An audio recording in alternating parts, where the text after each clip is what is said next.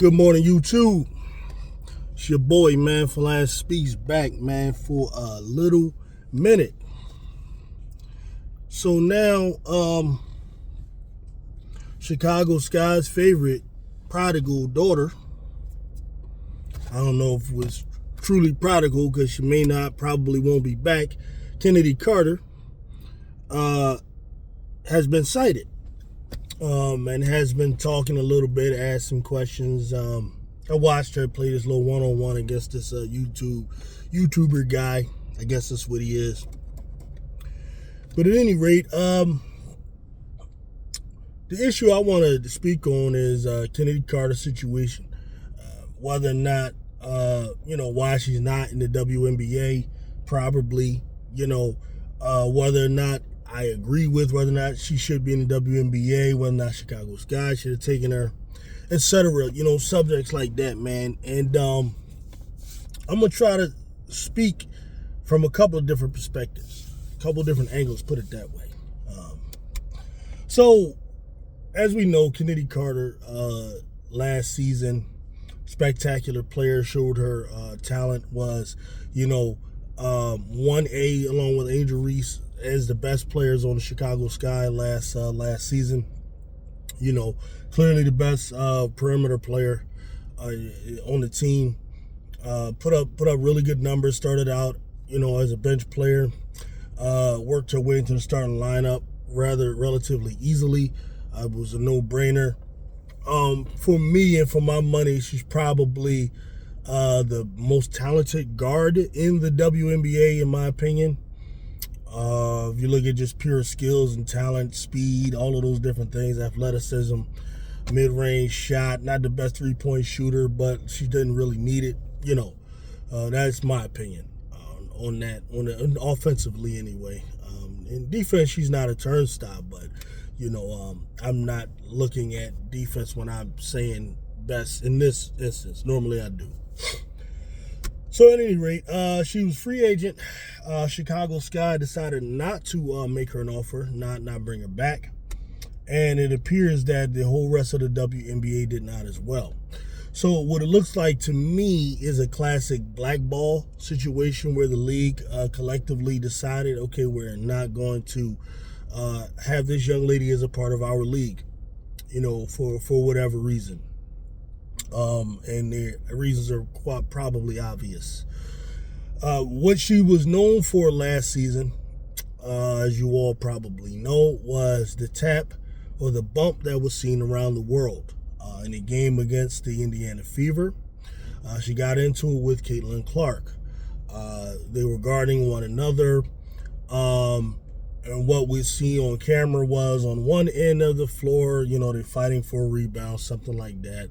I think Caitlin Clark probably, whether it was incidental or whatever, I think had an elbow connect with her or something like that.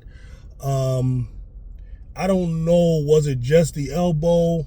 Sometimes when you're in those situations, right, you're tussling with someone and they give you an elbow, incidentally, and then maybe if the player says, my fault, immediately, while you're playing in the midst of the game, oh, my bad. Excuse me, you good.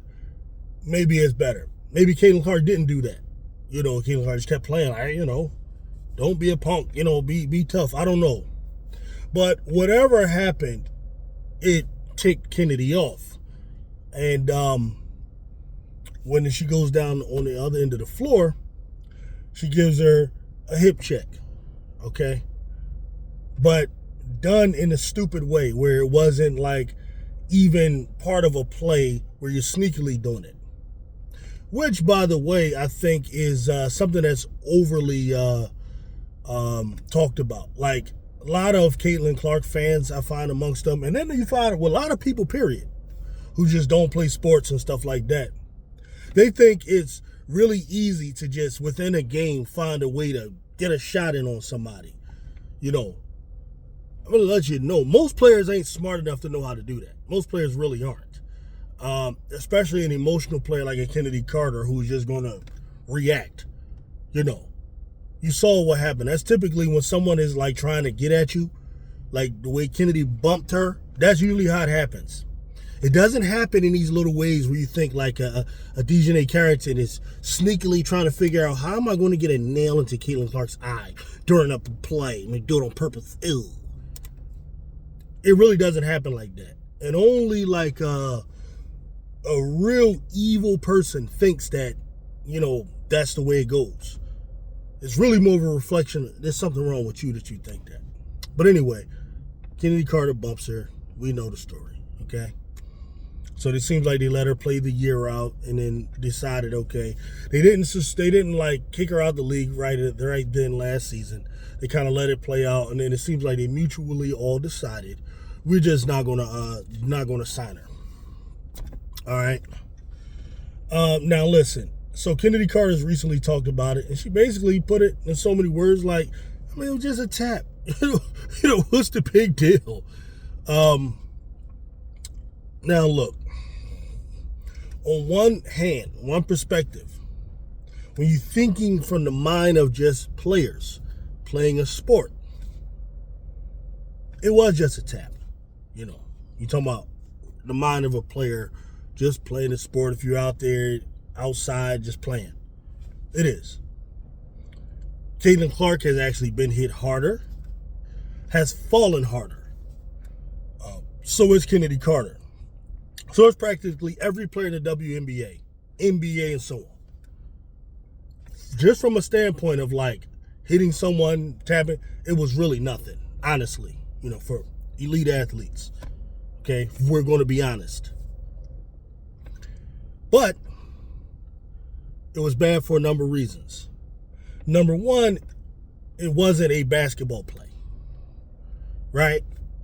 It was something that was done with the complete intent of whatever, I'll just send a message, okay? And then I think she might have said, bitch, when she did it, okay, right? I believe she was fined. I don't know if she was suspended a game or whatever, but I know there was some action taken, and that's it, right? That was pretty much it. You haven't saw them go at it again throughout the season. Okay. Now, so from her standpoint, all right, just a game. Now, where she's wrong in, and what she doesn't understand is that the timing was bad, was horrible. And this is the situation. You have all these new fans who are new to the WNBA coming in and watching. Okay. You have a game that is on ESPN. Okay. And it's a highly rated game, highly anticipated matchup. That was the worst possible time to do it. Why? Because you have people in high places who make who are making decisions. And these are the people that are putting money in the pockets of the league. So the league has to consider things like their image before ESPN and Nike and any other commercial people any other people that want to put commercials within the time slots during the time the game is played. If you don't understand that those are the important and the people that they care about more than the people in the stands, you gotta learn. They care more about those people that are going to buy time slots for commercials. They care more about the TV deals. Those are the things that are surrounding the game that a lot of players like Chennedy Carter probably just don't understand. Okay? And that's kind of what I think she fell victim to. Fell victim to that whole process right there. They don't want that image. Okay? Because the investors are concerned about it. Why? Because the investors are concerned about the soccer moms and the soccer dads and all of them new casual fans who are coming to the league. And then after that, you did it to Caitlin Clark, who is a big part of why there's a lot of eyes on the league now. And then the backlash that comes from it. Okay. Now, just a second about these people, that these new people, these Caitlin Clark people that are watching, right? Personally, I don't believe those people should be pandered to that degree. You have to somewhat because of the money that they bring and the attention that they bring, because at the end of the day, it's a business. But what has to be recognized about those people too, though, is that, they're the worst. They are the worst. They pretend to be this big moral group, right? They're so moral, and they're so about right. They're so about, not hurting players. And many of them will come with these arguments that, you got to make it less physical. And they come with all of that stuff, right? Yet they're the most slanderous, lying, rumor spreading, almost so many of them racist talking group of fans I've ever seen in my life. Okay, they're like the worst. Okay, an obnoxious group of fans, and I don't want to hear that it's just the content creators. No, because it's the content creators along with the thousands and thousands of people that are watching these content creators and that are liking these content creators and then commenting in the comment section in agreement with the lies, with the slander, with the backbiting, with the rumor spreading, with the threats, all of that stuff. Okay? I think the league is doing a bad job of pandering to them completely. Now, the situation with Chennedy Carter proves one thing, though. It proves one thing. And that is that people like myself and others who are arguing in the same vein that I'm arguing were right. Caitlin Clark has the machine behind her.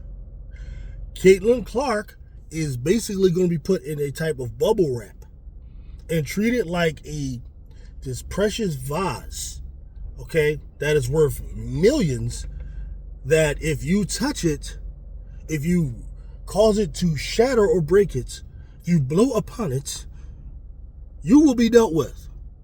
Chennedy Carter is the evidence of that. This is in response, or this is proof that those who are spreading the narrative that Caitlin Clark is facing racism, that Caitlin Clark is being discriminated against, that Caitlin Clark is under such pressure from people that are out to get her, that Caitlin Clark is so hated on, that Caitlin Clark is so hated amongst the, in the league. No. If that was true, Chennedy Carter would be on a team right now. Chennedy Carter will be on a team right now. And the reason is, Chennedy Carter is a great player. She's great. Okay? If this was done to some player that could not benefit a team, that could not come in and get 20 points in their sleep, that could not come in and be the best two guard on practically any team, then that'd be something different. That would be just expendable. What the league is saying is that we will make any player, great or otherwise, expendable in the event that they blow the wrong type of breath at Caitlin Clark. This has been proven right now. That's the one thing it absolutely proves. That they will protect this asset. And me, the pragmatist in me, understands that. I get it. The capitalist in me, I get it. Okay? I understand that. Protect Caitlin Clark at all costs. Why? People come to watch her games. We'll give her 41 damn games that are nationally televised. Why? Because we know people are going to watch them. And because people are going to watch them, we know that investors are going to be interested in those games. They're going to want those time slots. They want to be up in the Super Bowl. Okay? That's business. That's the way that works. I get that. Okay?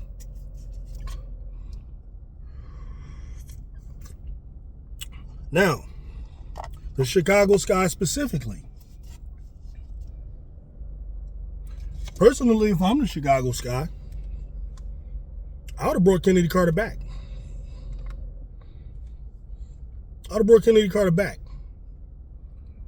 Why? Because I'm invested in the Chicago Sky Indiana Fever rivalry. A lot of people talk like they're not. I don't get it. I don't understand where your mind is at with that. The golden goose of the whole league right now, despite who's the best and who's not and all of that, and I get people who've been watching for years, but you got to understand, they're going to do what's in the best interest of the pockets. That's the way that works, okay? Right now, they know that when the Indiana Fever and Chicago Sky face each other, more people watch that than any other game. Despite we're not talking greatness, we're not talking best teams, we're not talking any of that. We're talking eyeballs on the television set. Okay? People want to watch that. For me, Chennedy Carter not only helps the Chicago Sky team, but she also is a big part of the rivalry. Because really, though Angel Reese is the figurehead for Caitlin Clark's rival, she doesn't face her directly on the floor, right? Chennedy Carter does. That's the reason I would have kept Chennedy Carter. Unless the Chicago Sky released her for something other than that, which I'm actually kind of inclined to believe. I'm inclined to believe that the Chicago Sky not bringing Chennedy Carter back has less to do with the bump seen around the world and more to do with her unreliability last season. And I don't know, but I'm also inclined to believe that Chennedy Carter's unreliability and perhaps other issues had a lot to do with Teresa Witherspoon, Coach Teresa Witherspoon, losing her job as well. If you look at the locker room and all of the problems that happened with the Izzy Harrison and the Lizzie Allens and all of them, right? Or not Lizzie Allen. Who's the other one? The one that looks like Tasha from freaking. One that looks like Naturi. No, I'll never forget her name. Man. Dana Evans. I think Chennedy Carter had more to do with that, right? Because sometimes what happens is when you have a great player, and this happens all the time. When you have a great player, coaches will tend to be a little bit more deferential to them and treat them a little different than how they treat others. So let's say, and I don't know this, but let's say Chennedy Carter is late for stuff or had issues here or whatever, not necessarily following the rule book to the letter. Sometimes a coach will be a little easier on that one than it will be on the other players. And I kind of believe that this is what was happening because I remember an instance where Teresa Witherspoon didn't start Chennedy Carter. This was after Chennedy Carter was marked the starter. I remember there was a game against the New York Liberty, and I'm wondering, where's Chennedy Carter? And Chennedy Carter doesn't come out until the second half of the game. She's put in like in the third quarter. That tells me that was a disciplinary action that happened. Okay, so there were things happening that we don't know about that was going on between Teresa Witherspoon and Chennedy Carter.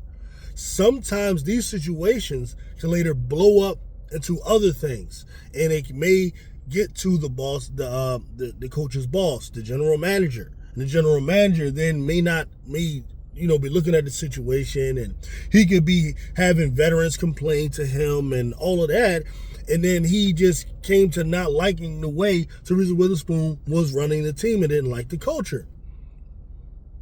And now when we look, it appears pretty much all of those players that had anything to do with the parts of the culture he didn't like are gone.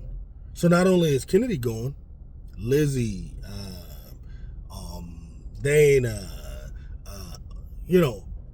all of these players. I don't know, I haven't talked to Jeff, but my common sense is kind of telling me there were these types of things going on in that locker room. And Jeff didn't like the overall situation, and he wasn't willing to give Teresa Witherspoon time to change it. Okay? So we moved on from that. I like the Tyler Marsh pickup, so on. Right? So there we go with that.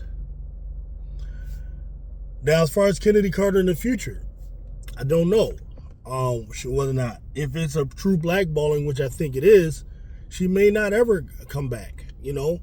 And the thing that works against her is she's not a first time offender.